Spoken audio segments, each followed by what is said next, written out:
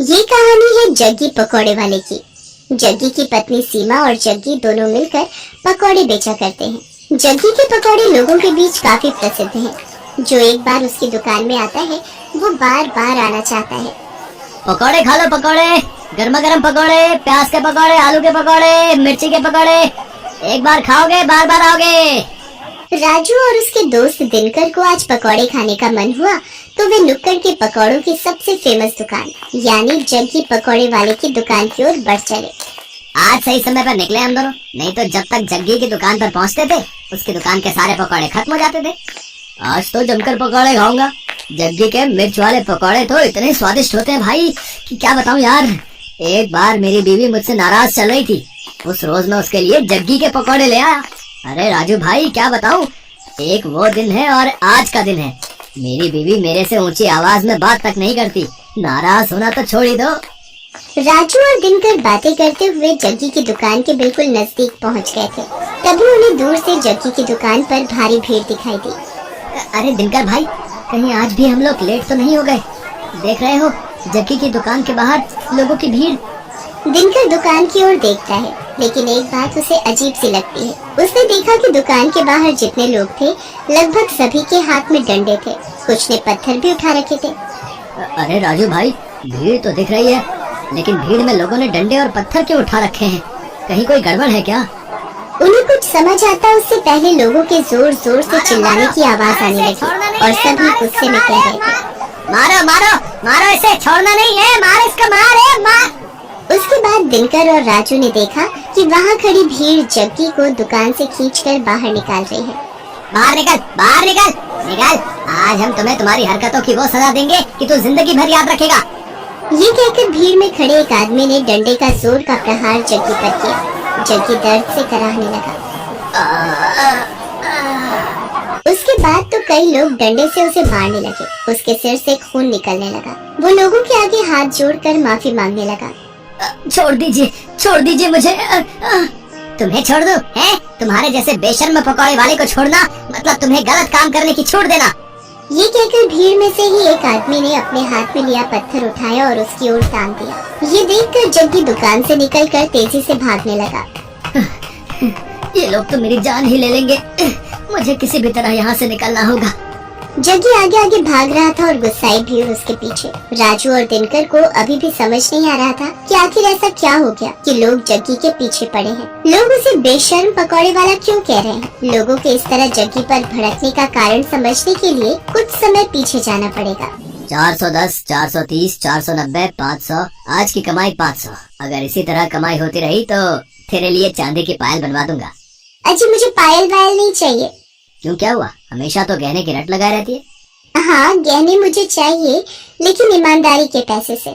अरे तो मैं कौन सा स्मगलिंग कर रहा हूँ, ईमानदारी से ही तो पैसे कमा रहा हूँ।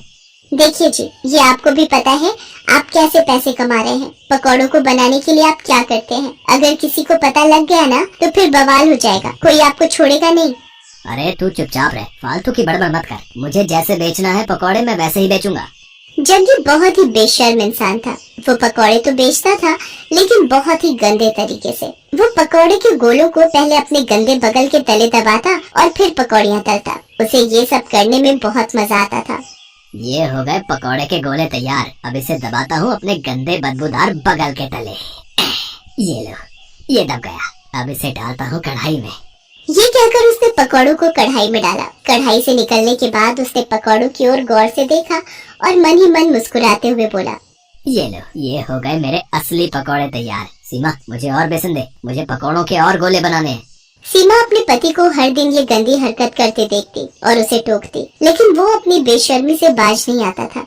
अरे ये तो क्या हर दिन चिक चिक करती रहती है, हैं? क्या करती रहती है? मैं कोई गलत नहीं कर रहा। ये तो किताबों में लिखा है कि पसीने की कमाई का मोल ही अलग है और मैं तो पसीने की ही तो कमाई कर रहा हूँ। मेरे बगल के यानी मेरे बगल के पसीने की कमाई। अरे वही तो पकौड़ों में स्वाद भर देते हैं और लोग बार बार हमारी दुकान में आते हैं। ले तू भी खा मेरी पसीने की कमाई के पकौड़े। मुझे नहीं खाने आपके पकौड़े, लेकिन मैं अब भी कह रही हूँ आप ये बेशर्मी छोड़ दीजिए, नहीं तो ये एक दिन आप पर ही भारी पड़ेगी। लेकिन जग्गी पर अपनी बीवी की बातों का कोई प्रभाव नहीं पड़ता। वो अपनी बेशर्मी जारी रखता और अपने ग्राहकों को जो उस पर इतना विश्वास करते थे उन्हें पसीने से सने गंदे पकौड़े देता। समय इसी तरह बीत रहा था और जग्गी की बेशर्मी भी जारी थी। इस बीच सीमा गर्भवती हो गई। सीमा बहुत खुश थी। जग्गी भी ये खबर सुनकर बहुत खुश था। वाह सीमा वाह, देख रही हो भगवान की कृपा कैसे भर भर कर बरस रही है हम पर। हाँ देख रही हूँ, तभी तो आपको कहती हूँ अब तो वो काम छोड़ दीजिए, अब हमारा बच्चा आने वाला है। अरे तो फिर से शुरू हो गई, तुझे क्या दिक्कत है, हैं? क्या दिक्कत है मेरी तरक्की से? कभी कभी तो लगता है कि तुम मेरी सबसे बड़ी दुश्मन है। एक बार फिर से जग्गी ने अपनी पत्नी सीमा को चुप करा दिया और अपनी बेशर्मी में लगा रहा। लेकिन वो कहते हैं ना कि गलत काम कितनी भी चतुराई से आप करें, एक न एक दिन आपका भेद खुल जाता है और फिर उसके बाद आपको उन सारे पुराने गुनाहों का भी हिसाब देना होता है जो आपने किया होता है। एक दिन की बात है, जग्गी पकौड़े बनाने के लिए पकौड़ों के गोलों को अपने बगल के नीचे दबा रहा था और धीरे धीरे कढ़ाई में डाल रहा था। तभी दूर खड़े एक आदमी की नजर उसकी इस हरकत पर गई। अरे ये पकौड़ी वाला जग्गी क्या कर रहा है भाई? है? अरे छी छी छी छी छी, मुझे तो उल्टी आ रही है इसकी इस हरकत को देखकर।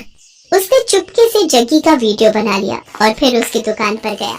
ओए जग्गी, तू तो बड़ा बेशर्म है? तुम्हारे ग्राहक तुम पर इतना भरोसा करते हैं और तू उन्हें गंदे पकौड़े खिलाता है? गंदे पकौड़े? ये आप क्या कह रहे हैं भाई? ज्यादा भोले मत बन और सच सच बता, तू पकौड़ों को तलने से पहले उसे अपने बगल के नीचे दबाता है ना? छी छी छी छी, ये आप क्या कह रहे हैं साहब? भला ऐसा कौन करता है? मैं तो पूरी सफाई से अपना काम करता हूँ। क्यों सीमा, बताना साहब को।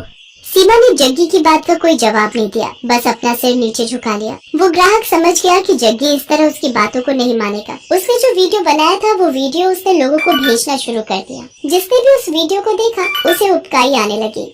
छी छी छी, बाप रे, मैंने भी तो इसके यहाँ के पकोड़े खाए थे। वो ऐसे पकोड़े बनाता है, इस तरह से तो वो लोगों की सेहत से खिलवाड़ कर रहा है।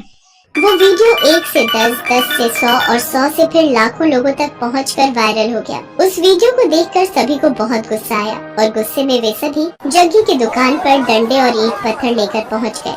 आज छोड़ना नहीं इसको, है? इसकी सारी बेशर्मी आज हम निकाल देंगे, मार देंगे इसे। है आखिरकार लोगों ने उसे पकड़ लिया। एक बार फिर से सभी उसकी पिटाई करने लगे। तभी उसकी पत्नी सीमा भागती हुई वहाँ आई और लोगों के आगे हाथ जोड़ते हुए उसने कहा, मैं जानती हूँ कि इनकी गलती माफ करने के लायक नहीं है। इन्होंने आप लोगों के विश्वास का खून किया है, आप लोगों की सेहत के साथ खिलवाड़ किया है, लेकिन आप लोग इन्हें मार देंगे तो मेरा बच्चा जो अभी मेरी कोख में है उसके सिर से पिता का साया उठ जाएगा। भगवान के लिए मेरे कोख के बच्चे पर रहम कीजिए और इन्हें छोड़ दीजिए।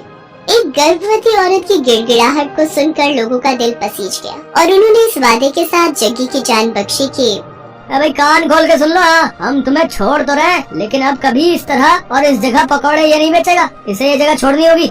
सीमा ने उनसे वादा किया। जग्गी को वो जगह छोड़नी पड़ी। जग्गी को बार बार उसकी गलतियों के लिए आगाह किया जा रहा था, लेकिन वो अपनी आदत से बाज नहीं आ रहा था और एक दिन उसी आदत के कारण न सिर्फ उसकी जान पर बनाई बल्कि उसे अपनी वो जगह भी छोड़नी पड़ी जहाँ उसकी दुकान बहुत चलती थी। आज जग्गी जहाँ भी अपनी दुकान लगाने की कोशिश करता है उसके पुराने कर्म उसकी राह में आ जाते हैं। अब उसे अपनी करनी पर बहुत दुख होता है, लेकिन वो कहते हैं ना कि अब पछताए होत क्या जब चिड़िया चुग गई।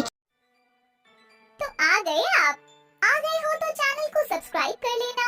वीडियो अच्छी लगे तो लाइक और शेयर कर देना और हाँ, बेल आइकन जरूर दबा देना ताकि आपको नई वीडियोस की नोटिफिकेशन